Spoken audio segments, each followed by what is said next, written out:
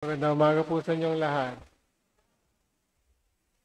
Kung kayo po ay mayroong maliit na misal, hindi po mali yung nakalagay dyan na sa ika-23 linggo ng karaniwang panahon, ang mga pagbasa ay nabago sapagkat ito po ay itinakda bilang pandaigdigang panalangin para sa sanilika.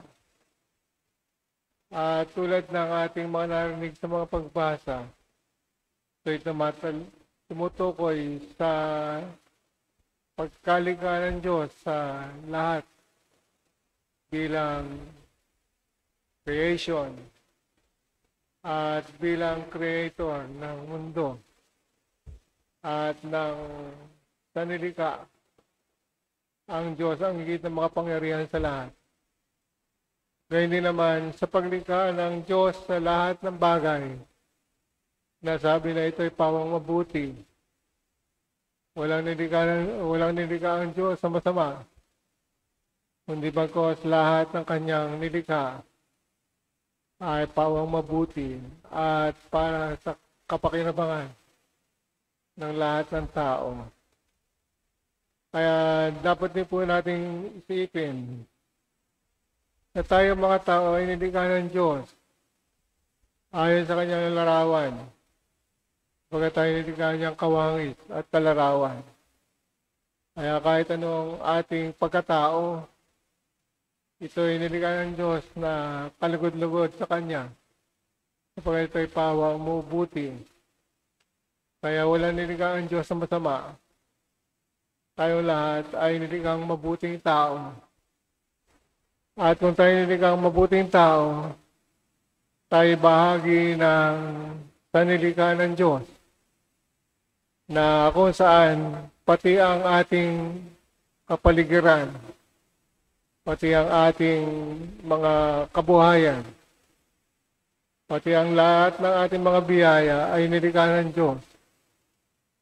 Kung kaya sinasabi na noong unang panahon, nalikhain ng Diyos ang sanlibutan. Ito ay parang isang paraiso para sa atin. Walang hirap, walang kamatayan, walang gutom, walang sakit. At ang lahat ay magiging masaya sapagkat kapiling natin ang Diyos na may likha sa atin doon sa paraiso. Pero kaakibat po ng pagkakalikha sa tao ay ang ating kalayaan. Mayroon tayong free will na magdesisyon at gumawa ng mga kabutihan o pumili ng tama sa ating pamumuhay. Pero dito po nagkaroon ng pagkakamali ang unang nilikhang tao sapagkat hindi nila inalintana na suwayin ang sinasabi ng Diyos na huwag kakainin ang bunga ng puno doon sa gitna ng paraiso. Pero alam po natin ang kwento at ang kasaysayan sa aklat ng Genesis na ginalaw ng tao ang bunga ng punong kahoy na pinagbabawal na kainin. At dahil dito, ang sinunod nila ay ang kanilang sariling kagustuhan. Kinuha ng babae ang bunga ayon sa kanyang pagkaunawa, sinabi ng ahas. Kung kaya hindi niya inisip na ang ahas ay galing sa dyablo. Ang ahas ay isang demonyo na nanunukso upang sila'y mapunta sa kasalanan at kasamaan. Kung kaya sila'y naging isang kabiguan sapagkat dito pumasok ang kasalanan nang sila'y nakinig doon sa demonyo, nang sila'y nakinig doon sa kahinaan ng kanilang mga kaugalian. Kung kaya nagkasala ang tao, nawala ang ating mga biyaya, nawala yung ating kagandahan ng buhay, nagkaroon ng sakit, nagkaroon ng kasalanan, at nagkaroon ng hirap, nagkaroon ng gutom, at nagkaroon ng buhay at kamatayan. Kung kaya dahil sa kasalanan, tayo lahat ay nagkaroon ng kapisalaan sa ating pamumuhay. Kung kaya ito po ay isang paalala sa atin na sa paglikha ng Diyos ng lahat ng bagay, lahat ay mabuti.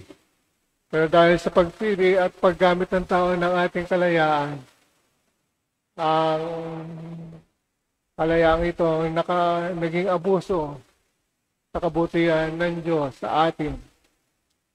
Kung kaya tayo hindi nanatili sa paraiso at tayo ay napunta sa mundo. At ang mundong ito ay mayroong mga kaakibat na hangganan ang buhay ng tao. At maging magpahanggang ngayon sa buong sanlilikha na kung saan tayo gumagalaw, nanatili pa rin sa atin ang ugat ng kasalanan, ang ugat ng pagbagsak natin sa panunokso ng dyablo. Kung kaya't marami sa atin yung mabagsak sa kasalanan at naiwalay sa grasya ng Diyos. Mga kapatid, sinasabi po na narinig natin sa mga pagbasa. Sa unang pagbasa, ang mga kapangyarihan sa mundo, tulad ng tubig, apoy, o dili kaya ay mga hangin, ang inakala ng mga tao na kapangyarihan na galing sa Diyos.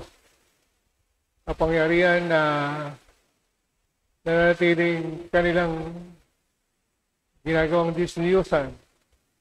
Pero ang tunay na kapangyarihan ay dapat makita natin na ang hangin, apoy, o dili kaya ay tubig, ang mga kapangyarihan nito ay galing sa may kapal, galing sa lumikha. Kung kaya't wala silang sariling kapangyarihan, kung kaya't hindi sila dapat kilalanin Diyos. Sapagkat ang tunay na Diyos ang may likha ng lahat ng bagay, maging apoy, hangin, o dili kaya tubig. Sila ay nilikha ng Diyos para sa kapanginabangan ng tao. Kaya hindi naman nang ang tao ay mapalaya sa paraiso, nang dahil sa kasalanan, nabuti ng Diyos sa tayo makawalik sa karapatan na maging mga anak niya. Kung kaya't isinugo niya yung kanyang bugtong na anak, ang ating Panginoon Kristo upang tubusin ang kasalanan ng tao at tayo magkaroon ng kapangyarihan na makabalik bilang mga anak ng Diyos doon sa paraiso at tinatawag natin buhay na walang hanggan at buhay sa langit sa piling ng mga banal at ng ating Panginoon. Kung kaya magagawa lamang natin ito kung tayo hindi makikinig sa kasalanan. Magagawa lamang natin ito kung hindi tayo patutokso sa dyablo at hindi tayo babagsak sa bitag ng mga tukso ng kainaan na dala ng ating kalaban. Walang iba kundi si Satanas. Ang panunokso ng dyablo ang siyang nagkakaroon ng bitag sa atin kung tayo magkasala.